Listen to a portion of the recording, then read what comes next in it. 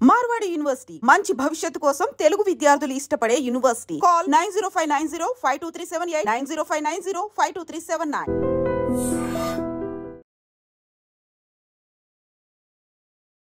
Hi, welcome to IT. గత కొన్ని రోజులుగా సింగర్ కల్పన గారి ఇష్యూ వైరల్ అవుతుంది. ఆమె ఆత్మహత్య చేసుకోవడానికి ప్రయత్నించారని కొందరు, డాక్టర్ ఇచ్చిన మెడిసిన్ ఓవర్ డోస్ అయ్యి ఇలా అయిందని కొందరు వాళ్ళ అభిప్రాయాలు చెప్తున్నారు. అయితే ఇక్కడ మంచి విషయం ఏంటంటే దేవుడి దయ వల్ల ఆమె ఇప్పుడు ఆరోగ్యంగా ఉన్నారు. ఆమె ఆరోగ్యం నుంచి కోలుకొని ఏం జరిగిందో ఆమె నోటితో చెప్తే కానీ అసలు నిజాలు తెలియవు. అయితే ఈ లోపల మనకు వినిపిస్తున్న సమాచారం రకరకాలుగా ఉంది. ఇప్పుడు వాటి మీద కొంత క్లారిటీ ఇవ్వడానికి శేఖర్ భాష మనతో ఉన్నారు. ఆయన్ని అడిగి కొన్ని విషయాలు తెలుసుకుందాం. శేఖర్ భాష గారు నమస్తే అండి. నమస్తే అండి. ఎలా ఉన్నారు?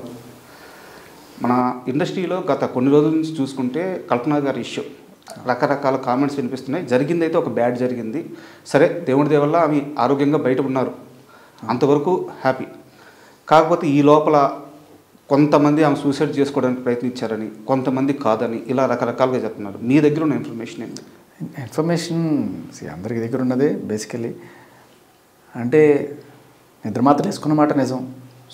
అది వేసుకునేటప్పుడు ఆవిడ ఇంటెన్షన్ ఏంటి అనేది ఆవిడే కదా చెప్పాలి. సో ఆవిడ ఏదైనా రాసి పెట్టుంటే దాన్ని బట్టి మనం చెప్పగలం.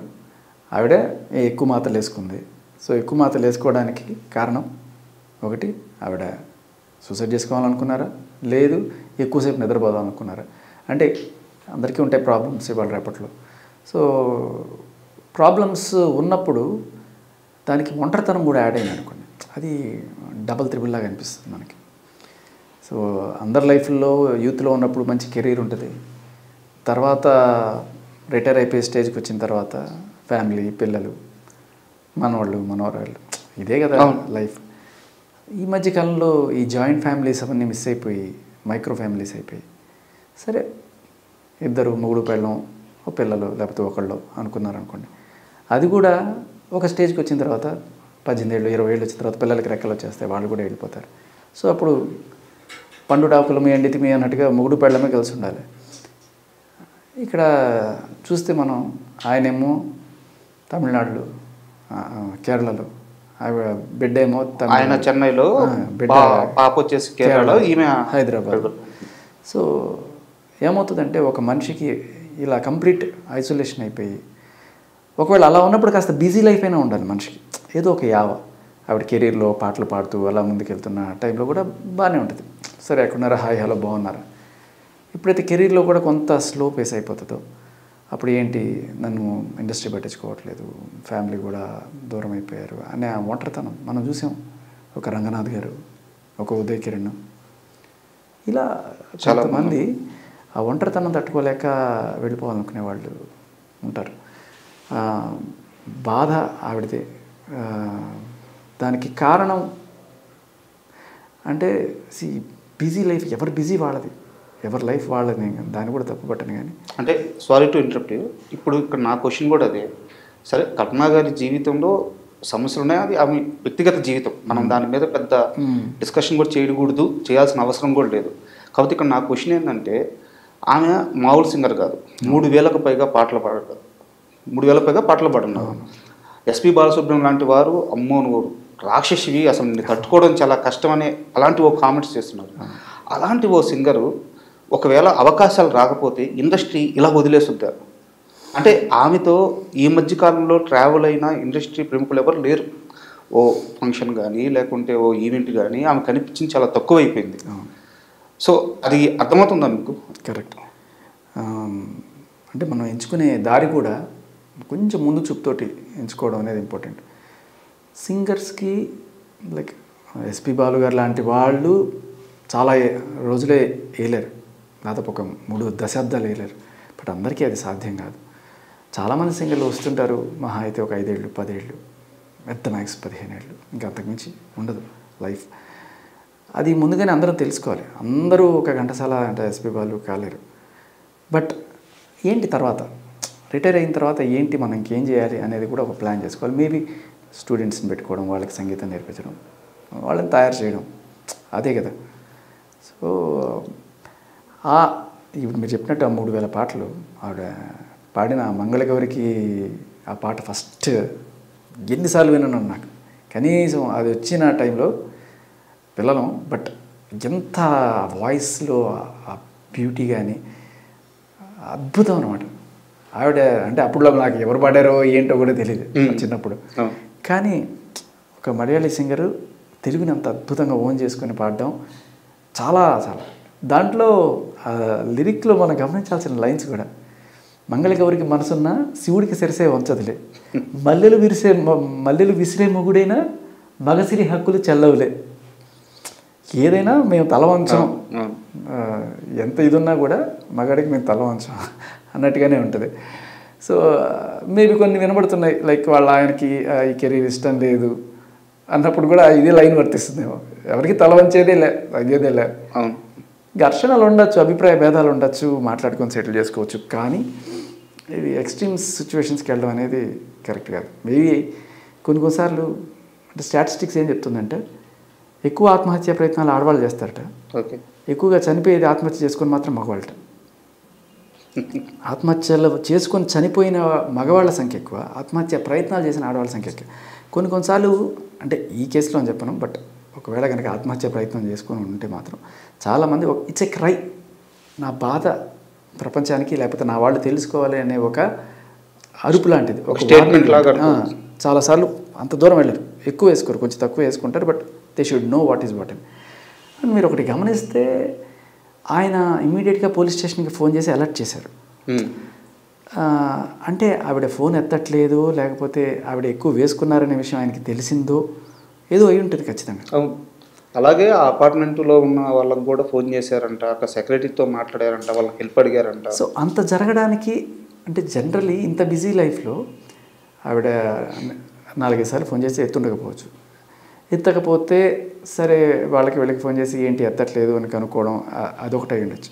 బట్ ఒక డిస్కషన్ ఏదన్నా జరిగి లైక్ మాట అనుకొని అది పెద్దదై సరే నేను ఉండను వెళ్ళిపోతాను ఇలాంటి మాటలు ఏదైనా మాట్లాడితే అప్పుడు కూడా ఇంతకన్నా ఎక్కువ రియాక్షన్ ఉంటుంది. తర్వాత ఫోన్లు ఎత్తట్లేదు అని చెప్పేశారంటే ఇమీడియట్గా ఫోన్ చేస్తారు. సో రెండిట్లో ఎదర్ కేసు అవ్వచ్చు. కానీ మన దురదృష్టం ఏంటంటే ఇదే రివర్స్లో జరిగింది అనుకోండి. ఒక భర్త భార్య బాధ తట్టుకోలేక లేకపోతే ఏదయ్యి ఆయన ఆత్మహత్య ప్రయత్నం చేశాడు అనుకుందాం. ఏ భార్యనైనా తీసుకెళ్ళి పోలీసులు విచారిస్తారు? ఇమీడియట్గా జరగదు, చేయరు. అంటే ఈయనే పోలీస్ స్టేషన్కి ఫోన్ చేసి అలర్ట్ చేసి ఆవిడని సేవ్ చేసుకునే ప్రయత్నం చేసినా కూడా ఈయన పోలీసులు అదుపులోకి తీసుకొని విచారించే పరిస్థితి మగాడి దుస్థితి. ఇక్కడ కూడా ఇక్కడ లేదు, మగాడికి పుట్టడమే ఇదనమాట. అది ఆడవాళ్ళని అయితే నిజంగా మగాడు ఆత్మహత్య చేసుకొని చచ్చిపోయినా కూడా ఆడవాళ్ళని తీసుకెళ్ళి ఇంట్రాగేట్ చేసేంత ధైర్యం కూడా చేయరు. Until unless there is a solid evidence ఏదో ఉంటుంది. ఇక్కడ ఏ ఎవిడెన్స్ లెక్కలేదో నేను తీసుకెళ్ళి కూర్చోబెడతారు. మొన్న అయితే సినిమాలో చూసే 7 ఏళ్ల లోపట పెళ్ళని ఆత్మహత్య చేసుకుని చచ్చిపోతే మాత్రం ఫస్ట్ నేను తీసుకెళ్ళి లోపల కూర్చో, అక్యూజ్డ్ వన్ నువ్వేట, ఆవిడ ఆత్మహత్య చేసుకున్నా కూడా నువ్వేట, మన ప్రమేయం ఉన్నా లేకపోతే అలా ఉంటాయి. సరే ఇవి పక్కన పెట్టేస్తే అసలు విషయం ఏంటంటే మనిషికి యావ అనేది చాలా ఇంపార్టెంట్. సంగీతం కావచ్చు, సంగీతం నిజంగా ఒక అద్భుతమైన సాధనం. బట్ అది సంగీతాన్ని ఎంజాయ్ చేయాలి తప్ప ప్రపంచం మనకి చప్పట్లు కొడుతుందా లేదా అనే విషయం పక్కన పెట్టేసి కేవలం సంగీతంలో ఉన్న మజా నువ్వు ఎప్పుడైతే పొందుతావో అది అనంతం. That it self is like divine అనమాట. అప్పుడు సెల్ఫ్ సాటిస్ఫాక్షన్ అంతే. ఇప్పుడు ఒక సైంటిస్ట్ ఉన్నాడు అనుకోండి, ఆయనకి ఒంటరితనం అనేది ఉండదు. ఒక్కడే ఉన్నా కూడా ఏదో ఒక రీసెర్చ్ చేసుకుంటూ బతికేస్తుంటాడు, చాలా బిజీగా ఉంటాడు. ఆయన ఒక్కడే ఉన్నా కూడా ఏదో చేసేస్తుంటాడు కదా. సో మనకి భార్యతో పాటు ఇంకో పెళ్లి చేసుకోవాలి, అదే ఒక గోల్. అది మనకి ఇష్టమైన రీసెర్చ్ చేసేది అయి ఉండాలి. ఒక క్యూరియాసిటీ అనేది బుర్రలో ఆ పురుగు తొలుస్తూ ఉండాలి. ఎప్పుడైతే అది చచ్చిపోతుందో మనకి వేరే వేరే వేరే సపోర్ట్ కావాల్సి వస్తుంది. ఆ సపోర్ట్లు కూడా ఫ్యామిలీ నుంచి మిస్ అయిపోయి, ఇండస్ట్రీ నుంచి మిస్ అయిపోయి, అన్నీ మిస్ అయిపోతే అలాంటి టైంలో అంటే ఎంత లేదనుకున్నా మీరు ఆమె వేరు వేరు సీజన్లో అయినా సరే మీరిద్దరు బిగ్ బాస్ ఫ్యామిలీకి చెందిన వారే. సో కొన్ని ఈవెంట్స్లో అయితే మీరు కలుస్తూనే ఉంటారు. నేను అన్ఫార్చునేట్లీ ఇప్పుడు దాకా కలవలేదు. బట్ బిగ్ బాస్ ఎస్ అన్ని సీజన్లకి కలిపి ఒక క్లబ్ ఉంటుంది. ఏ బిగ్ బాస్ సీజన్ 7 వాళ్ళైనా 6 వాళ్ళైనా మమ్మల్ని పిలుస్తుంటారు, మేము వాళ్ళని పిలుస్తుంటాం, అందరం కలిసి like we are group of family. But unfortunately event అయితే దగ్గర నుంచి అయితే చూస్తుంటారు కదా? లేదు, చూడలేదు, అన్ఫార్చునేట్లీ చూడలేదు. బట్ అంటే ఈ క్వశ్చన్ ఎందుకు అడిగానంటే ఆమె కల్పన గారు అందరితో కలవడానికి చాలా ప్రయత్నం చేస్తారు. అంటే తన ఒంటరితనం బయటపడకుండా, తన లోపల ఉన్న ఆ భయము అవన్నీ బయటపడకుండా ఒక గంభీరంగా కనిపించడానికి, నేను ధైర్యంగానే ఉన్నాను అని చూపించడానికి అందరితో ఈజీగా కలిసిపోతారు, అందరితో బాగా మాట్లాడతారు. బట్ అది కూడా వర్కౌట్ అవ్వలేదని ఒక టాక్ అయితే అవ్వచ్చు, అయ్యుండొచ్చు. కాకపోతే ఏంటంటే నలుగురిలో కలిసినప్పుడు అందరితో మాట్లాడతాం, కలుపుకోలుగా మాట్లాడతాం, వాళ్ళు కూడా మాట్లాడతారు, అంతా పై మాటలు ఉంటాయి. At the end of the day వెళ్ళిపోయిన తర్వాత ఎవరు కూడా మనకి మనసుకు నచ్చిన ఫ్రెండ్ అనేవాళ్ళు ఉండరు. అట్లీస్ట్ ఫ్యామిలీ, సరే ఇండస్ట్రీ వదిలేసింది, ఫ్యామిలీ కూడా లేదనుకుందాం, ఒక మంచి ఫ్రెండ్ కలిసి ఎవరైనా అబ్బాయి కానీ అమ్మాయి కానీ ఎవరో ఒకరు, ఎస్ అట్లీస్ట్ ఒక మంచి గోల్, ఇవి రెండూ లేకపోతే తొందరగా ముసలాళ్ళు అయిపోతారు, తొందరగా వెళ్ళిపోతారు. కొంతమంది ఉంటారు, మీరు గమనించండి, వాళ్ళకి ఎన్నాళ్ళైనా సరే వాళ్ళలో ఆ యూత్ఫుల్నెస్ అలాగే ఉంటుంది. ఎందుకంటే they are always into something, they will keep doing something. Uday Kiran చూడండి, రంగనాథ్ గారు చూడండి. ఉదయ్ కిరణ్ లైక్ ఆయన చదువులో పెద్ద రాణించలే, ఇండస్ట్రీకి వచ్చాడు, తక్కువ మనకి ఆయనకు ఫేమ్ వచ్చింది, టప్ టప్ టప్ అని వరుస పెట్టి సూపర్ మెటిక్యులస్ రైజ్ అది. సో ఆయన ఏంటి యాక్టింగ్ చేయడం మాత్రమే. తర్వాత ఒకవేళ ఫ్యూచర్లో రిటైర్ అయిపోతే ఏంటి, ఎన్నాళ్ళు ఉంటావు హీరోగా? 10 ఏళ్ళు 20 ఏళ్ళు, సరే తర్వాత ఏంటి? అందరూ బాలయ్య బాబులాగా చిరంజీవిలాగా ఉండలేదు. తర్వాత కూడా 60 years దాటినా కూడా వాళ్ళు లైక్ 20 ఏళ్ళ హీరో ఇంత డ్యాన్స్ చేయగలరు వాళ్ళు. అందరికీ అలా ఉండదు. బట్ రియాలిటీలో కొంత మనం ఆలోచించాలి. ఆ బ్యాకప్ ప్లాన్ అనేది కూడా ఇప్పుడైతే ఇప్పుడు ఉదయ్ కిరణ్కి అయితే చాలా ఎర్లీగానే జరిగిపోయింది పాపం తన లైఫ్లో. పాయింట్ ఏంటంటే కెరీర్ బాగున్నప్పుడు అందరూ నీ చుట్టూ ఉంటారు, ఉదయ్ కిరణ్ ఉదయ్ కిరణ్ ఉదయ్ కిరణ్. బట్ ఒకసారి కెరీర్లో నువ్వు దెబ్బలు తిని నువ్వు ఫ్లాపుల్లో ఉన్నప్పుడు పెళ్ళం కూడా పట్టించుకోకపోతే. ఉదయ్ కిరణ్ ప్రస్తావన తెచ్చారు కాబట్టి అడుగుతున్నాను. అంటే ఉదయ్ కిరణ్ చనిపోయినప్పుడు ఆ రోజు ఏం జరిగిందో మీకు కంప్లీట్గా తెలుసు, మీరు అక్కడే ఉన్నారు. అయితే ఆ రోజు కానీ ఉదయ్ కిరణ్ పక్కన ఎవరైనా ఒక్కరుండుంటే, ఖచ్చితంగా ఆ క్షణం తప్పించుంటే. ఉదయ్ కిరణ్ రేడియోకి చాలాసార్లు వచ్చాడు. ఎస్పెషల్లీ నేను నాన్ స్టాప్ 100 గంటల మ్యారథాన్ చేశాను రేడియోలో ఆపకుండా. 4 రోజులు ఆహారాలు నేను నిద్ర లేకుండా కంప్లీట్గా చేశాను. ఆ టైంలో ఫైనల్ లాస్ట్ 1 అవర్లో తన గెస్ట్గా వచ్చాడు. చాలా it's like a good friend. ఇప్పుడు రాజ్ తరుణ్ ఎలా నాకు ఫ్రెండ్, ఉదయ్ కిరణ్ అప్పట్లో చాలా మంచి స్నేహితుడు. కానీ అంత అడపదడప మాట్లాడుకునే ఇది ఉండదు. నాకేంటంటే ఈ పబ్బులు ఈ కంట్రీకి దూరంగా ఉంటారు, మందులో ఫ్రెండ్స్ ఉండరు నాకు. బట్ ఆయనతో అప్పుడప్పుడు ఉండేది. ఏంటి పరిస్థితి అప్డేట్లు. తర్వాత జెమినీ మ్యూజిక్లో కూడా విజయం చేసేప్పుడు చాలాసార్లు ఇంటర్వ్యూలు మీరు చేసినట్టు నేను అలా సేమ్ ఇదే ప్లేస్లో ఉదయ్ కిరణ్ కూర్చోబెట్టి శ్రీరామ్ తర్వాత 2-3 సినిమాలు కూడా చేశాను. తర్వాత తమిళ్లోకి వెళ్ళాడు ఆయన, అదృష్టం ప్రేక్షకుడు కూడా. బట్ ఏం చేసినా కూడా దానికి ఒక బ్యాడ్ టైం అనేది ఉంటుంది. బ్యాడ్ టైం దాటి గుడ్ టైం వస్తుంది. ఆ టైంలో ఒక మంచి స్నేహితుడు ఖచ్చితంగా ఉండుంటే మీరు చెప్పినట్టు ఆయన బతికేసి ఉండేవాడు. ఒక్కరోజు ఆ రాత్రి ఆ 1 గంట ఆ చెడు నిర్ణయం తీసుకునేటప్పటికి. అండ్ చెడు సావాసాలు, చెడు సావాసం అంటే ఫ్రెండ్స్ అని కాదు, మందు సిగరెట్లు ఇంకా మాదక ద్రవ్యాలు, ఆయనని కాదు మామూలుగా జనరల్గా ఎప్పుడైతే ఇవి తీసుకుంటాం ఒకసారి ఆ హై లోపల నుంచి వెళ్ళిపోయినప్పుడు సడన్గా డిప్రెషన్ వచ్చేస్తుంది. ఏంటి జీవితం ఎందుకని చెప్పి. సో అది కూడా చాలా డేంజరస్. అది ఆయన మందుకి దూరంగా ఉండడం వల్ల కూడా కాస్త బెటర్ అయ్యేదేమో. కానీ అలా ఈ చేత్తో మోసే ఆయన. అదే ఆ రోజు కనీసం భార్య కూడా చూడడానికి రాలేదంటే చాలా బాధ వేస్తుంది. కాస్త చెప్తారు. అనాథ శవంలాగా అక్కడ నిమ్స్ హాస్పిటల్లో పంచగుట్టలో అలా ఉంటే టీవీల్లో న్యూస్ చూసి ఎక్కడెక్కడో వాళ్ళు, అంటే నాకు తెలిసి నేను అప్పుడే ఫస్ట్ వెళ్ళిపోయాను. అప్పుడే కొంతమంది మన ఇండస్ట్రీకి సంబంధించి ఈయనతో పాటు యాక్ట్ చేసిన కొంతమంది స్టంట్ మెన్ ఫైటర్స్ వాళ్ళందరూ వచ్చి అక్కడ నిలబడ్డారు. ఏం జరుగుతుంది, ఇంకా బాడీ లోపల ఉంది, వాళ్ళు ఎవరన్నా వస్తే కానీ చేయలేరు, వాళ్ళు ఎవరు లేరు, వాళ్ళ అక్క యెమెన్లోనూ సౌదీలోనూ ఎక్కడో ఉన్నారు.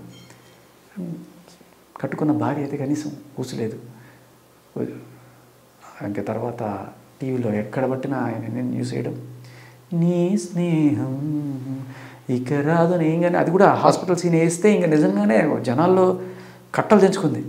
పరిగెత్తుకొని వచ్చారు, 100 మంది వచ్చారు. నిమ్స్ హాస్పిటల్ మొత్తం నిండిపోయింది. అక్కడ తర్వాత సరే అక్కడ ఉన్న ఆడవాళ్ళు వచ్చారు, 50 ఏళ్ళు 60 ఏళ్ళ వాళ్ళు వచ్చారు. తుమ్మెత్తి పోసారు. ఏం పెళ్ళాం, కనీసం మొగుడు చచ్చిపోతే ఆఖరి చూపు కూడా రాని పెళ్ళాం. అది ఇదని తీసుకున్నారు. తర్వాత హెచ్ఓడి మా ఫ్రెండ్ వాళ్ళ ఫాదర్. సో ఇంకా తర్వాత నేను హాస్పిటల్లో మాట్లాడి నేనే సంతకం పెట్టి తీసుకుని, అవునా, తర్వాత ఎప్పుడో వచ్చారు వాళ్ళు. అప్పటికి ఇంకా ఎస్ఆర్ నగర్ దాటిన తర్వాత ఒక శ్మశానం, అవును, పంజాబ్ అక్కడికి తీసుకెళ్ళారు.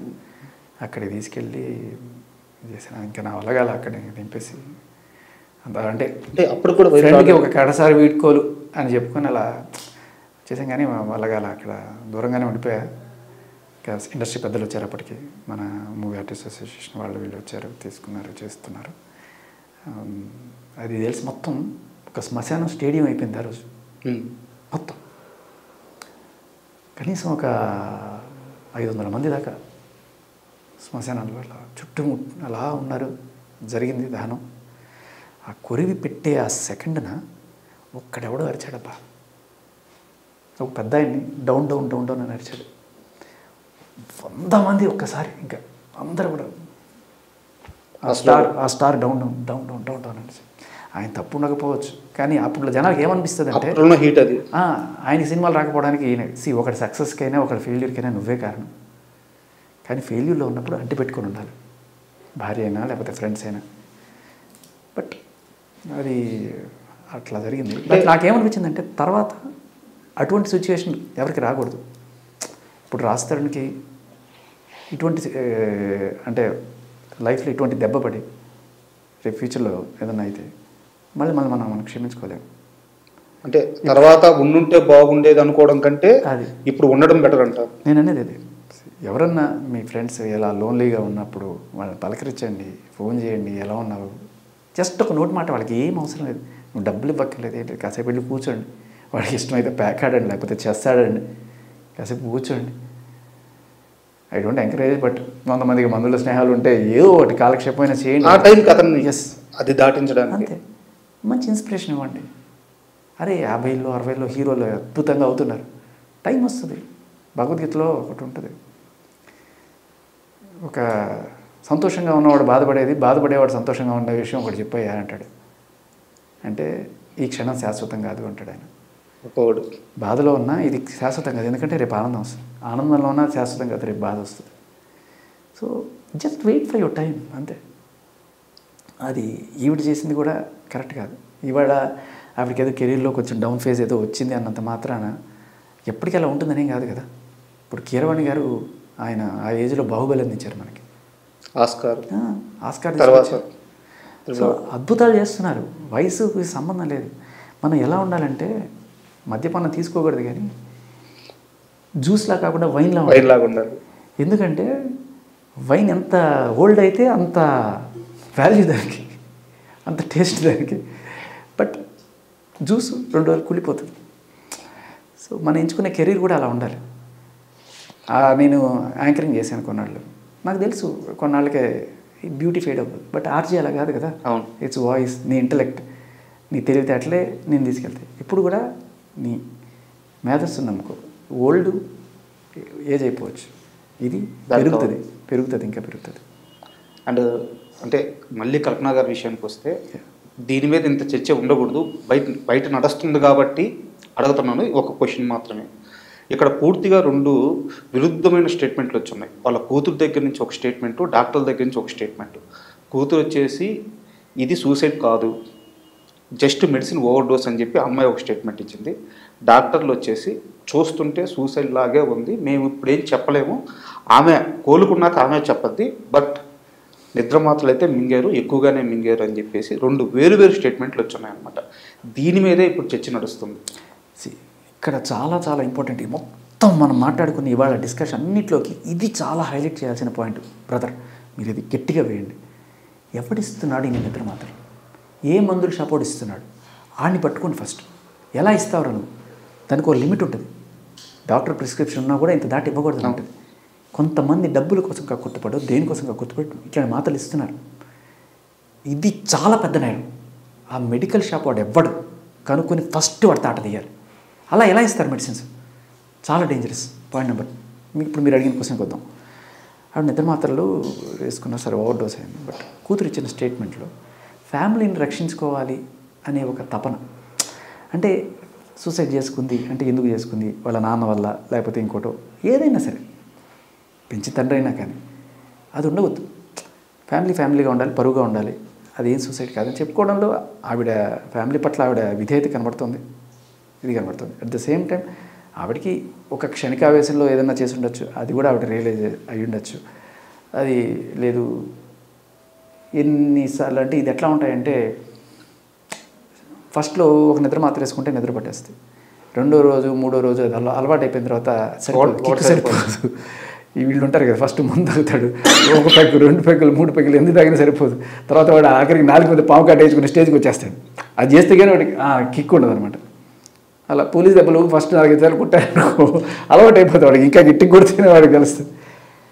ఇది కూడా అంతే, నిద్ర మాత్రలకి అలవాటు పడితే ఆ డోస్ సరిపోదు, ఇంకా ఎక్కువ వేసుకుంటేనే నిద్ర పడుతుంది అనే కాన్షియస్లో కూడా వెళ్ళిపోతారు. ఈ సరిపోట్ల రాట్లా. ఇంకోటి ఏంటంటే ఆలోచనలు ఎక్కువైపోతే ఎన్ని నిద్ర మాత్రం వేసుకుని కూడా పట్టదు. ఆ స్టేజ్లో ఉన్నా కూడా ఇంకా తీదిన మన నిద్ర పట్టట్లేదు, ఇంకా అనే స్టేజ్లో కూడా ఉంటారు.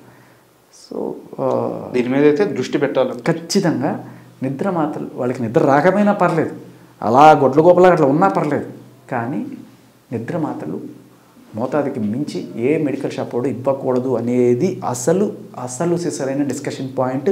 అది కల్పన గారి గురించి మాట్లాడిన ప్రతిసారి రావాలి, వీళ్ళని చెక్లో పెట్టాలి, మరోసారి ఇది రిపీట్ కాకుండా ఉండాలి. అండ్ ఇంకోటి, ఇందాక మనం మాట్లాడుకున్నప్పుడైతే ఒక మనిషికి తను ఒంటరిగా ఉన్నప్పుడు ఒక తోడు కావాలని మనం మాట్లాడుకున్నాం. అదేవిధంగా ఒక మనిషి కష్టంలో ఉన్నప్పుడు కూడా ఒక తోడు కావాలి. కరెక్ట్. ఇందాక మీరు ప్రస్తావించినట్టు రాజ్ తరుణ్ గారి విషయం, ఆయన కెరీర్ పీక్స్లో ఉంది, వరుసగా సినిమాలు చేస్తూ ఉన్నారు. అలాంటి సమయంలో లావణ్య బయటకు వచ్చి కొన్ని స్టేట్మెంట్లు ఇవ్వడం, ఆయన బ్యాడ్ అవ్వడం, అది కంటిన్యూ జరిగిపోయింది. ఆ రోజు ఇండస్ట్రీలో రాజ్ తరుణ్ పక్కన నిలబడి తన వాయిస్ వినిపించడానికి ఎవరు ముందుకు రాలేదు, మీరు మాత్రమే ముందుకు వచ్చారు. మీరు సీన్లోకి ఎంటర్ అయ్యేటప్పటికి రాజ్ తరుణ్ మానసిక స్థితి ఎలా ఉంది? బయటికి రాడు, బయటికి వచ్చి కెమెరాని ఫేస్ చేసి మాట్లాడాలి అంటే మన వాళ్ళు తమ్నైల్స్ మీకు తెలిసిందే కదా, మన యూట్యూబ్ వాళ్ళు ఎలా ఉంటారు, అశ్వత్థామ తక్కువ అన్నట్టు, ఏం లేకపోయినా కూడా అక్కడ ఏదో సిరివల్ పళ్ళు, అక్కడ యాంకర్ చెప్పేది ఒకటి వీళ్ళు వేసేది ఒకటి ఉంటుంది. దానికి తోడు ఇంకా ఈ ఫెమినిస్టులు లేకపోతే కార్యకర్తలు ఇంకా పెద్దవాళ్ళు వాళ్ళు వీళ్ళు వచ్చి వాడు ఒక దూడు, వాడు కామందుడు, వాడు నీచుడు, వాళ్ళు వాడుకున్నాడు, వీళ్ళు వాడుకున్నాడు, ఏమీ లేకపోయినా మనిషిని అంత నిజానికి నేను లోపలికి వెళ్ళి తెలుసుకున్నాను. Such a gem of a man. భరించాడు మనిషి ఎన్ని అసలు ఆ బూతులు, ఆ కొట్టడాలు, తలపగలు కొట్టడాలు, అవార్డులన్నీ పగిలిపోయినా రాష్ట్రానికి వచ్చినవి వేసి తన తలనే పగల కొడితే అవి కూడా ఎలా భరించాడు మనిషి. ఒక మనిషి అంత భరిస్తాడని, ఇప్పుడు కేసులు అవుతాయనో ఆడాలని కొడితే ఇంకోటి అవుతుందనో భయంతో ఉండడం వేరు, బట్ అంత స్పర్ధం మనల్ని కొడితే మనం ఎట్లా ఊరుకుంటాం? అవును, అది కూడా చేయడు మనిషి, అలా ఉంటాడు. మీరు గమనిస్తే ఆ కెమెరా వచ్చి మాట్లాడినప్పుడు కూడా మనిషిలో ఒక వణుకు. అవును, అది దానికి అంటే కాన్ఫిడెన్స్గా ఉన్నప్పుడు వచ్చే మాట వేరు. మనల్ని అందరూ కూడా ఒక దొంగలాగా చూస్తున్నారు ప్రపంచం అనుకునేటప్పుడు వచ్చే ఇది వేరు. ఆ రోజు ప్రసాద్ ల్యాబ్లో ప్రెస్ మీట్కి వచ్చారు పంచగట్టుకొని. ఆ రోజు రాజ్ తరుణ్ని చాలా సంవత్సరాల నుంచి చూస్తున్నాం. ఆయన చేయి కానీ, ఆ నోరు వనకడం కానీ, గొంతు వనకడం కానీ ఎప్పుడు లేదు. అది కరెక్ట్, చాలా భయంకరంగా సఫర్ అవుతున్న సిచ్యువేషన్ అది. కరెక్ట్. సో ఆ రోజు మీరు అండగా నిలబడ్డారు. అదే రోజు ప్రసాద్ ల్యాబ్లో మీరు కింద ఉంటే ఆయనే స్వయంగా మిమ్మల్ని స్టేజ్ మీదకి పిలిచి నా బ్రదర్ అని చెప్పి అందరికీ అఫీషియల్గా పరిచయం చేశారు. ఇప్పుడు ఎలా ఉంది మీ రిలేషన్? అదే చెప్తున్నా కదా, అప్పుడప్పుడు ఫోన్ చేస్తాను, ఎలా ఉన్నాడు ఏంటి కనుక్కుంటూ ఉంటాను. సో లైక్ ఒక 2-3 సార్లు కలవడం కూడా జరిగింది రాజధాని. బట్ అలానే చనువు ఇచ్చారు కదా అని మనం వెళ్ళి ప్రతిరోజు అక్కడ కూర్చొని వేయదు. నా పోరాటం నాదే. బట్ నా పోరాటం ఏంటంటే మగవాళ్ళకి ఇటువంటి దుస్థితి. ఇప్పుడు అమ్మాయి వెళ్ళి కేసు పెట్టగలిగింది ఏ ఆధారాలు లేకుండా, ఏమీ లేకుండా, వీడు నా మొగుడు నన్ను మోసం చేశాడు అని చెప్పి. అదే ఒక మగాడికి ఈవిడ ఇంత చితక్కొట్టి తల మీద పగలగొట్టి ఇన్ని బూతులు తిడుతుంటే వెళ్ళి కేసు పెట్టగలవను? అంత దుస్థితిలో ఉన్నాం మనం. మనకంటూ చట్టాలు లేవా అని చెప్పి, అంటే పోలీస్ సిస్టమ్ కూడా మగాడిని ట్రీట్ చేసే విధానం మారాలి. అండ్ అలాగే కొన్ని చట్టాలు మార్చుకోవాలి అనే పోరాటంలో పోతున్నప్పుడు రాజ్ తరుణ్ కావచ్చు, హర్షసాయి కావచ్చు, జానీ మాస్టర్ కావచ్చు, గరికపాటి గారు కావచ్చు, మిస్టర్ టీ కావచ్చు, ఇలా అందరూ ఒకరి తర్వాత ఒకరు వాళ్ళ గురించి మాట్లాడడం అనేది ఇది ఒక ఉద్యమంలో భాగంగా చేస్తున్నాను నేను. అంతేగాని రాజ్ తరుణ్ పిలిస్తేనో, మస్తాన్ సాయి పిలిస్తేనో, లేకపోతే నిన్న రోజుకు ఒక కథ చెప్తా ఉంటుంది ఇవిడ, మొన్నటిదాకా రాస్తారని పిలిస్తే వచ్చాడంట, ఇవాళ మస్తాన్ సాయి పిలిస్తే క్వశ్చన్ అదే. ఇప్పుడు చింటూ పిలిస్తే వచ్చాడంట. అంటే ఇక్కడ కాస్త డీటెయిల్గా రాస్తాను ఇదే క్వశ్చన్. ఫస్ట్ రాజు తరపున మీరు నిలబడ్డప్పుడు మిమ్మల్ని రాజు తరుణ్ పంపించారు అంతే. తర్వాత లేదు రాజు తరుణ్ మంచోడు, ఆయనకి కాళ్ళ మీద పడి క్షమాపణ చెప్పాలి, కానీ శేఖర్ భాష మాత్రం చెడ్డోడే, ఆయన్ని మస్తాన్ సాయి పంపించారనేది. తాజాగా నిన్న లేదు చింటూ పంపించారు అంటాం. ఇప్పుడు మస్తాన్ సాయి కూడా మంచిగా అయిపోతాడు 2 రోజుల్లో, అంతేనా? తర్వాత చింటూ చెడ్డవాడు ఉంటాడు. బట్ పాయింట్ ఏంటంటే కొంచెం మానసిక స్థితి బాగాలేదేమో ఎప్పుడు. అంటే ఇప్పుడు ఆవిడ అగెనిస్ట్గా ఎవరున్నారు? మస్తాన్ సాయి. వీళ్ళు ఏం చేస్తారు? ఏవో సాక్ష్యాలు ఏవో పంపిస్తారు, రాస్తారు. శ్రేయోభిలాషులైనా, ఈయన శ్రేయోభిలాషులైనా, లేకపోతే ఎవరైనా సరే మనకి పంపిస్తారు. పంపించినప్పుడు నేనేం చేయాలి? నాకెందుకు ఈ పెంట అని చెప్పి నేను కాముగా కూర్చోవాలా? లేదు నిజాలు ఏమన్నా ఉంటే బయట పెట్టాలా? సో ఇలా బయట పెడితే, నిజాలు బయట పెడితే ఏంటి? నన్ను వాడు పంపించినట్టు. వాడు ఖచ్చితంగా వాడు పంపించాడు, డౌటే లేదు. మస్తాన్ సాయి చాలా ఎవిడెన్స్లు పంపించాడు, అలాగే చింటూ కూడా కొన్ని ఎవిడెన్స్లు పంపించాడు. మీరు ఆ మంచం కోళ్ళు వినే ఉంటారు కదా. సో ఇలా వాళ్ళు పంపించినంత మాత్రాన వాళ్ళు ఏదో ఉసుగొలుపుతున్నట్టు కాదు కదా. ఎందుకంటే ఆవిడికి అగెనిస్ట్గా మీరు మాట్లాడినా మిమ్మల్ని కూడా మస్తాన్ సాయి చింటూ పంపించాడంట. ఎవరు మాట్లాడితే వాళ్ళు అగెనిస్ట్ పార్టీ వాళ్ళు పంపించారు. ఇది ఒక ఏమంటారంటే సైకలాజికల్ డిసార్డర్ తప్ప ఇంకేం ఉండదు. ఇప్పుడు ఆవిడ చెప్పేదే వినాలి. ఇప్పుడు ఆవిడ సాక్ష్యాలు ఏవో ఉంది, ఆవిడెవడో బయట పెట్టుకొని చూపిస్తుంది, అయ్యా నన్ను ఇట్లా చేశారు అవతల వాళ్ళు కూడా ఉంటాయి కదా, వాళ్ళు కూడా చెప్పుకునే అవకాశం ఉంటుంది కదా. సరే వాడు జైల్లో ఉన్నాడు, లేకపోతే రాజధానికి భయం రాలేదు, వాళ్ళు పంపిస్తున్నారు. పంపించినప్పుడు నేనేం చేయాలి? నేను బయట పెడతాను కదా. నా దగ్గర ఉన్న ప్రూఫ్స్ ఇవి చూడండి. మీ ప్రూఫ్లు నీకు చూపించే రైట్ నీకు ఎలా ఉంటుందో, వాళ్ళ ప్రూఫ్లు వాళ్ళు చూపించుకునే రైట్ అలా ఉంటుంది.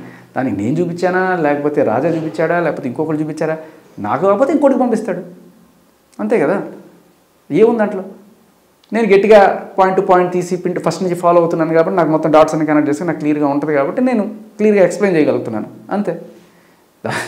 దానికి వాళ్ళు ఇచ్చారు, వీళ్ళు ఇచ్చారు అంటే ఏం లేదు, సింపుల్ బురద జల్లి కార్యక్రమం అంత నుంచి. అంటే ఏదో రకంగా నోరు మూసేసి నా పబ్బం గడుపుకోవాలి. ఇది అవుట్ ఆఫ్ టాపిక్. అదే చెప్పబోతున్నాను. రీసెంట్గా జరిగింది కాబట్టి ప్రస్తావించాల్సి వచ్చింది. ఇవన్నీ పక్కన పెడితే కల్పన గారి విషయం ఎలాగో మనకు మెయిన్ పాయింట్, ఇవి ఇంక మిగతాయన్నీ మనకి అవన్నీ పక్కన పెడితే మీ కెరీర్ ఎలా ఉంది ఇప్పుడు? What is your next plans? నా కెరీర్ పిల్లలు హ్యాపీగా ఉంది, ఫ్యామిలీతో బాగానే ఉన్నాం. And career of course big బాస్కి వెళ్ళిన తర్వాత సినిమా ఆఫర్లు కూడా వస్తున్నాయి. నేను ఆల్రెడీ రేడియో చేసుకునేది. అంటే ఈ క్వశ్చన్ అడగడానికి కారణం ఉంది. శేఖర్ భాష కెమెరా వెనకాల ఉన్నంత కాలం చాలా కష్టపడి అసలు ఏమీ సంపాదించుకోలేదు. కెమెరా ముందుకు వచ్చిన తర్వాత లక్షల్లో వెనకేసుకున్నాను. అయ్యా బాబు, అంటే మీ దాకా వచ్చింది? లేదు ఇప్పుడు ఈ క్వశ్చన్ రాలేదు. పాయింట్ ఏంటంటే బిగ్ బాస్లో కూడా పెద్ద నేను సంపాదించింది ఏం లేదు. ఏదో 2 వారాలకి తర్వాత కామెంటరీ ఇవన్నీ వస్తున్నాయి. ఇప్పుడు కొంచెం వస్తున్నాయి. లక్షలే నాకైతే లక్షల్లో నా సంపాదనే, నా జీతమే లక్షల్లో ఉంటుంది. ఓకే, నా బిగ్ ఎఫ్ఎంలో జీతమే లక్షల్లో ఉంటుంది. దానికి మళ్ళీ బయట నుంచి లక్షలు రావాల్సిన అవసరం లేదు. అండ్ మీరు అంటున్నట్టు కెమెరా ముందుకు రాకముందు అనుకుంటున్నారేమో, నేను big FM and Gemini music 2 ప్యారలల్గా 15 ఏళ్ళు చేశాను. 2007 నుంచి అంటే ఆర్జేయింగ్ అయితే కంటిన్యూ చేస్తున్నాను. జెమినీ మ్యూజిక్ కూడా అంతకన్నా ముందే, నేను ఆర్జే కాకముందే డీజే. అప్పటి నుంచి 2 పడవల్లో పొద్దున్నది రాత్రి ఇది చేసుకుంటూ వస్తూనే ఉన్నా. రీసెంట్గా ఒక 3 ఏళ్ల క్రితమే నేను టీవీకి బ్రేక్ ఇచ్చి ఇటు వచ్చాను.